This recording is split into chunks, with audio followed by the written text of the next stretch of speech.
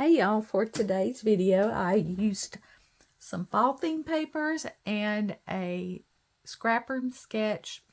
That was one of the challenges for this month of October. Every month they post different challenges on their Facebook group if you want to join and play along. So the papers that I pulled, I just grabbed a bunch of my fall papers in my fall section and started looking at the collections that would best match with my photos. And I did end up combining some papers from a couple of them because they're all from Echo Park and they have similar themes, the same color palette of, you know, your typical fall colors. So the ones I used was Fall is in the Air by Alicia Whitcomb, and this is from 2016. And then the other one is A Perfect Autumn by Alicia Gordon from 2014. And one thing I noticed as I was going through my collections, I found another Echo Park collection called A Perfect Autumn by Lori Whitlock from 2017. So these were 3 years apart and they had the exact same title. And I don't know if that was on purpose or they just didn't pay attention to that then, or they may not pay attention to it now. But I just thought it was amusing that within a few years they came out with two collections with the exact same name. And the collections, to me, are kind of similar because you have tree pattern, leaf pattern, you have an animal. Here you have a owl and there you have a fox. You have a polka dot, and then you just have some different graphics. So you could really actually, you know, put all these together if you wanted to. You could probably put any of the Echo Park fall collections together and pull from them all, because, you know, the oranges are pretty much the same, the green's pretty much the same, the yellow's a little bit different on this one, but look, the yellow matches with the yellow in that plaid. So that's what I do a lot. That is, you know, is about as exciting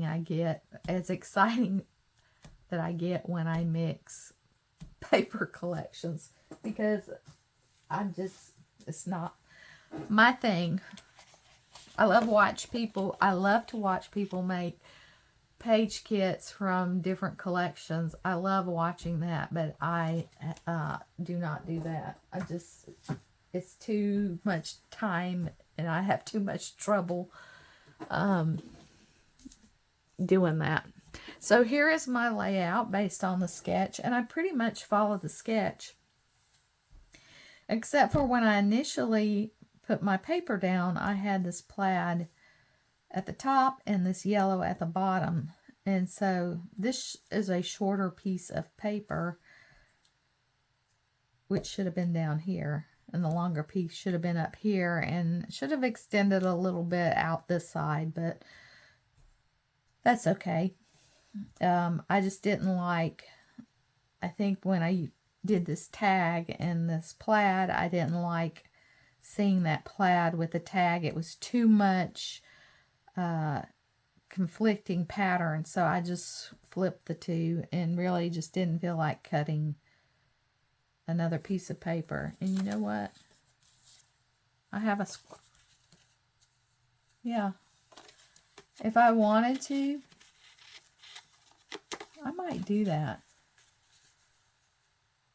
because that's the same, that's a scrap. I could finagle a piece and have it stick out a little bit if I wanted to, but you know what?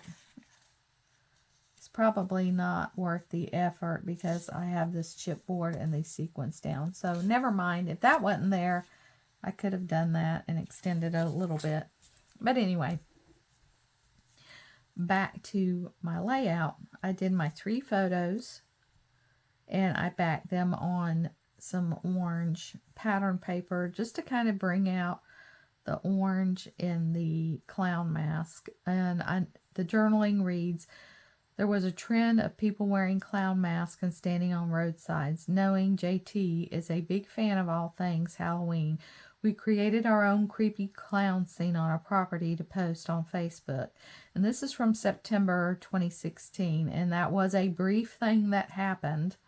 And I don't know what started it. And you didn't see about it a whole lot. But we thought, hey, we can have Justin do that. So he dressed up and at night. And we went out and got some pictures of him.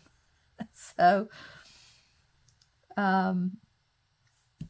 I put my journaling on this tag and added some floss up here for the tag.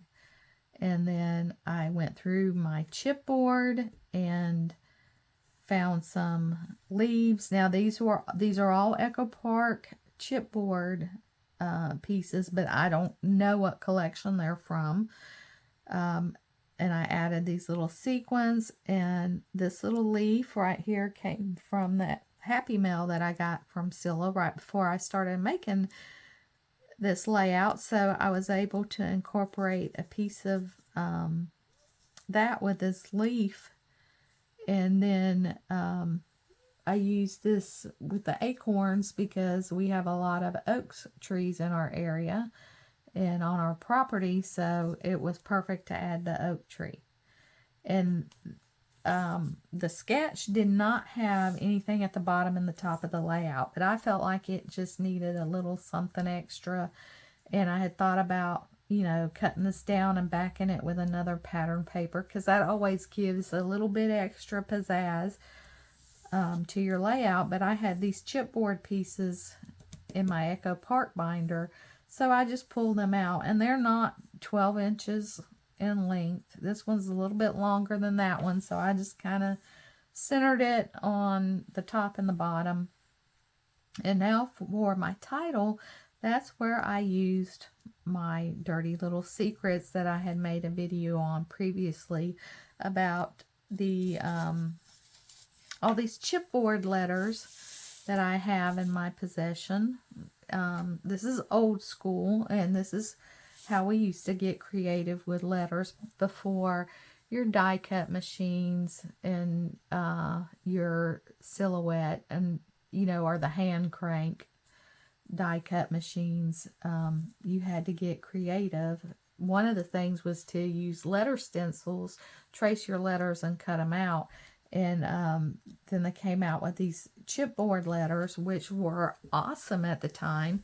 And it is a little bit of a pain to use these. I love them. I love how it turned out, but it is time consuming. And so I wouldn't want to do it on every layout that I made, making a title. But since this layout was pretty simple, I took the time and did the chipboard letters. So basically what you do is you take your letter, and this I will keep because this makes perfect backing if you want to raise something up. It's, you know, some people buy those fun foam sheets, and always keep my chipboard backing and items like this because they make great backing to give something a little bit of height on your layout. So what you would do is you take your letter and you keep it on the correct side facing up. Then you take some of your glue, put it on top of the letter, and then you take whatever paper you want to use, and then you place it on top of your letter and let that dry. Once it's dry, you turn it over and you start cutting it out. So when you get to a letter that has like the P, the E, say you have an A, you have this hole in it, you're going to have to cut that out. So you just take a pair of your pointy scissors and punch a hole in it and start cutting. It's time consuming. Yes.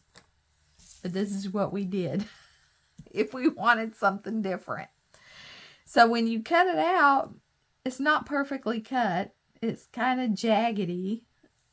So then you take a piece of sandpaper and you start sanding around your letter to smooth it out a little bit.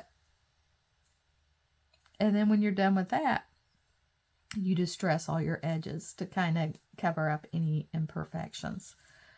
And that is the process of using some of my dirty little secrets with all my letters.